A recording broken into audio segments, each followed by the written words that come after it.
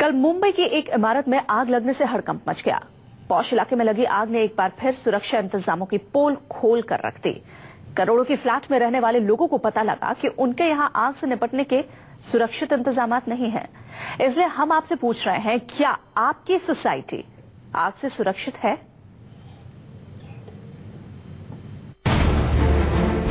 मुंबई की इस इमारत में शनिवार को आग लगती है और सुलग उठते हैं हजारों सवाल। 22 मंजिला इस इमारत की 14वीं मंजिल पर आग लगने से हड़कंप मच जाता है।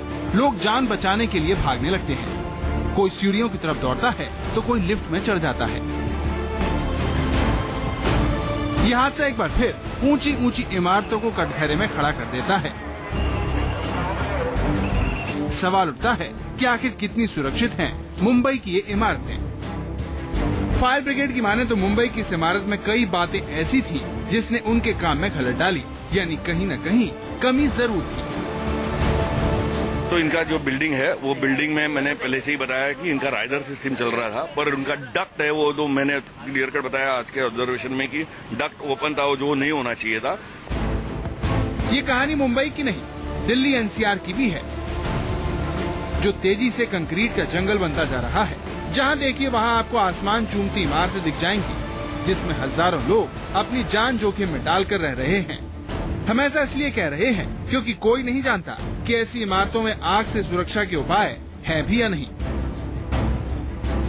वहीं अगर बात फायर ब्रिगेड की करें तो उसकी कमजोरी से हर कोई वाकिफ है। ऐसे में सवाल ये है कि आखिर कितनी सुरक्षित है ये इमारतें। सवाल ये भी है कि अगर धरती हिल जाए, अगर आग लग जाए, अगर लिफ्ट फंस जाए तो फिर मौत को तांडव करने से कौन रोकेगा? अगले आधे घंटे में हम आपको इस आग से आप पर होने वाले असर का विश्लेषण करेंगे।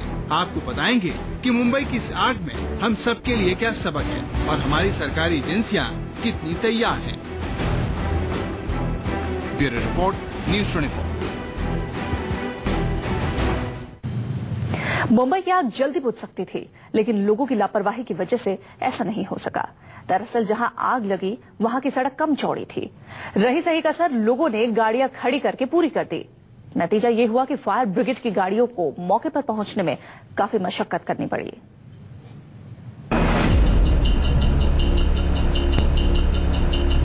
मुंबई की इस इमारत में आग कैसे लगी, ये तो जांच के बाद ही पता चलेगा। लेकिन आग बुझने में इतनी देर क्यों लगी, इस सवाल का जवाब मिलने लगा है। बिल्डिंग रीडेवलपमेंट में वो तो यहाँ तो ओपन स्पेस बिल्डिंग को नहीं, खाली फ्रंट रोड होता है, वही उतना ही रोड होता है। बाकी बाजू बाजू भी कालबादेवी में अंगार लगा वो बिल्डिंग में खाली फ्रंट का ओपन स्पेस था, पीछे बाजू बाजू में चारों बिल्डिंग ही अटैच हो गए थे। तो बिल्डिंग का डेंजर भी था। जो बिल्डिंग भी इन्वॉल्व हो गया वो बिल्डिंग की वजह से आजू बाजू के बिल्डिंग के भी अंगार लगे, वो भी बहुत डेंजर रहता है। यानी कहीं न कहीं आपकी सुरक्षा से समझौता किया जा रहा है। बिल्डर और अफसरों की जुगलबंदी आम आदमी की जिंदगी पर भारी पड़ रही है।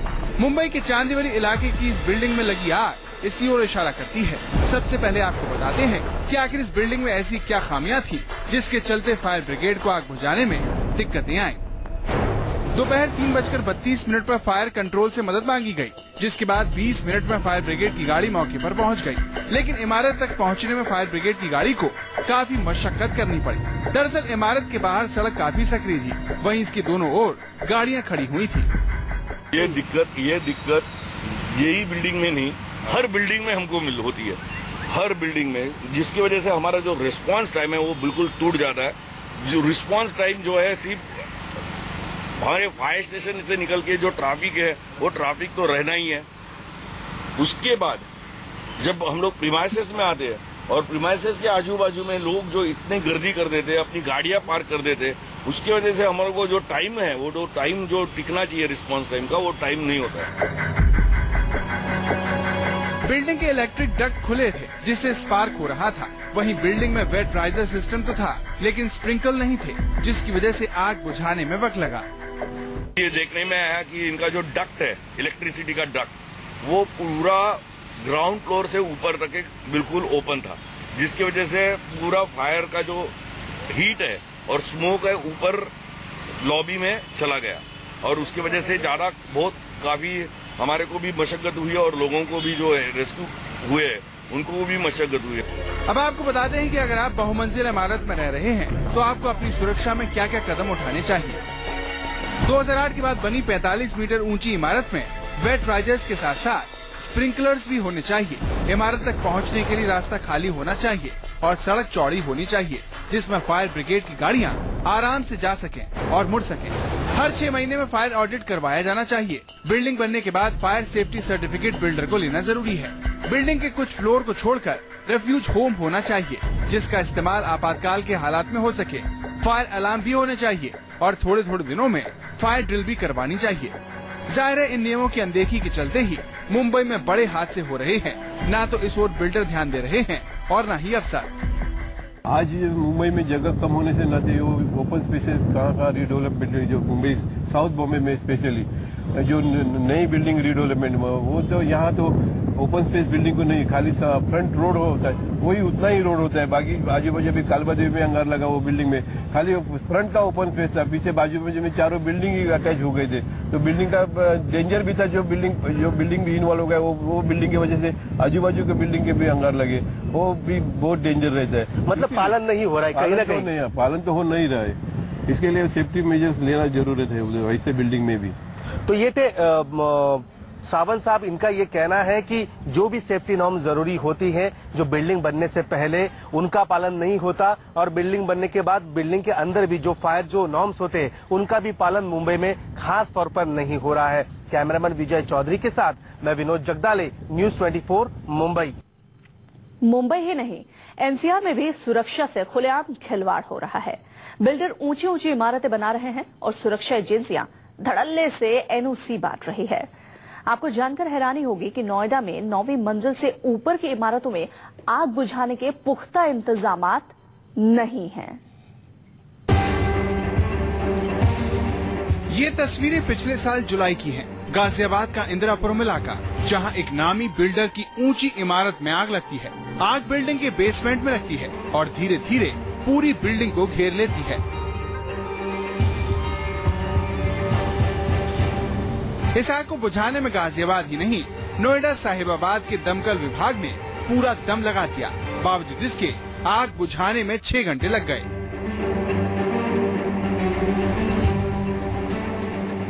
ये आग तो बुझ गई, लेकिन दिल्ली एनसीआर में ऊंची इमारतों में रहने वाले लोगों को डरा गई। हर किसी के मन में सिर्फ एक ही सवाल था, अगर उनकी सोसाइटी में ऐसा हुआ तो क्या होगा।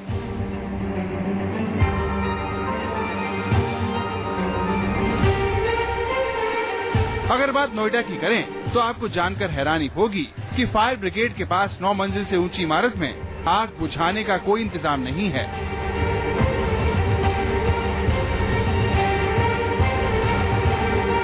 यानी अगर आप नोएडा में 9 मंजिल से ऊंची इमारत में रहते हैं तो फिर आपकी सुरक्षा भगवान भरोसे है। ऐसा इसलिए क्योंकि नोएडा फायर डिपार्टमेंट के पास केवल 35 मीटर ऊंचाई तक पहुंचने वाला हाइड्रोलिक प्लेटफॉर्म है। इससे ज्यादा ऊंचाई वाली जगह पर आग लगने पर अंदर जाने के लिए कोई व्यवस्था नहीं है। आग लगने पर बिजली सप्लाई सबसे पहले बंद की जाती है, लिहाजा लिफ्ट या बिजली से चलने वाले आग बुझाने के उपकरण इस समय ज्यादा कारगर नहीं होंगे। ऐसी स्थिति में सीढ़ियां ही एकमात्र ऑप्शन होगा।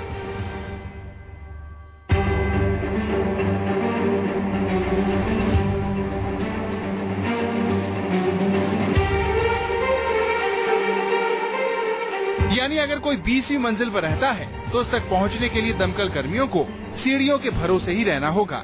जाहिर है, नोएडा में हाई राइज बिल्डिंग को देखते हुए आग बुझाने के इंतजाम नाकाफी है।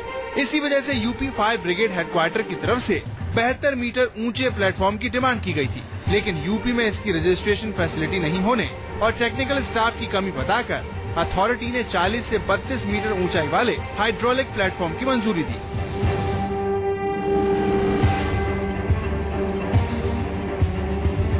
साफ है कि नोएडा में आग बुझाने के इंतजामों को और भी पुख्ता करने की जरूरत है। हालांकि गुड़गांव और दिल्ली में हालात कुछ बेहतर हैं। गुड़गांव में 90 मीटर ऊंचाई तक पहुंचने वाला हाइड्रोलिक प्लेटफॉर्म है, जिसके जरिए 105 मीटर तक पानी की बौछार पहुंचाई जा सकती है। इसी तरह दिल्ली में भी 70 मीटर ऊंचाई तक पहुंचने वाला प्लेटफॉर्म है। किसी भी हाई राइज बिल्डिंग के लिए सबसे अहम सुरक्षा होती है फायर सुरक्षा, और जब बिल्डिंग पुरानी हो जाती है तो फायर सुरक्षा पर सवालिया निशान खड़े होते हैं, क्योंकि बिल्डिंग पुरानी होने के साथ साथ फायर के इंतजामात के पीछे किसी की तवज्जो ही नहीं जाती। मगर जब कोई हादसा पेश आता है तब आंख खुलती है हमारी और आपकी। कैमरा पर्सन उमेश के साथ सईद आफीफा, न्यूज़ 24। अब आपको बताते हैं कि दिल्ली एनसीआर में आग से सुरक्षा के नियम क्या क्या हैं। दिल्ली और एनसीआर में बहुमंजिला इमारतों की तादाद लगातार बढ़ती जा रही है और ठीक आप हमारे पीछे भी एक मल्टी स्टोरी बिल्डिंग देख रहे हैं, क्योंकि आज मल्टी स्टोरी बिल्डिंग को इसलिए पसंद किया जाता है क्योंकि सुरक्षा सबसे पहले आती है। और अगर हम बात सुरक्षा की करते हैं तो उसमें फायर सबसे पहले आती है। सबसे पहले आपको बताना चाहूंगी, जो 15 मंजिला इमारत होती है वो एक हाई राइज बिल्डिंग में शुमार की जाती है और 44 से ज्यादा यानी कि 45 ग्रुप ऑफ हाउस से जो कम की बिल्डिंग होती है उसमें हर फ्लोर पर hydrant, hosiery, terrace tent, terrace pump, down cover और कम से कम 3 पंप हर फ्लोर पर होने चाहिए। तभी एक फायर वाले लोग जो हैं इस तरह की बिल्डिंगों को एनओसी देते हैं। अब हम बात करते हैं दिल्ली की इस तरह की बहुमंजिला इमारतों की, जिसमें आप देख सकते हैं जो फायर सिक्योरिटी नॉर्म्स जो है उनसे एनओसी ली जाती है और वो कितने खरे उतरते हैं फायर सिक्योरिटी नॉर्म्स पे, ये एक बड़ा सवाल है हमारे और आप दोनों के लिए।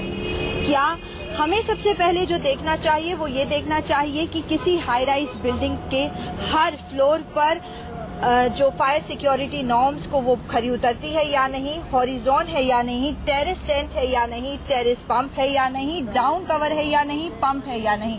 ठीक जिस तरह से वो जो लाल कलर का पंप आप देख रहे हैं ये फायर पंप है, जो कि हर टावर में कम से कम 3 होने चाहिए और 3 पंप होने के साथ ही साथ हर टावर में अगर 3 पंप होंगे तभी फायर उसको एनओसी देता है।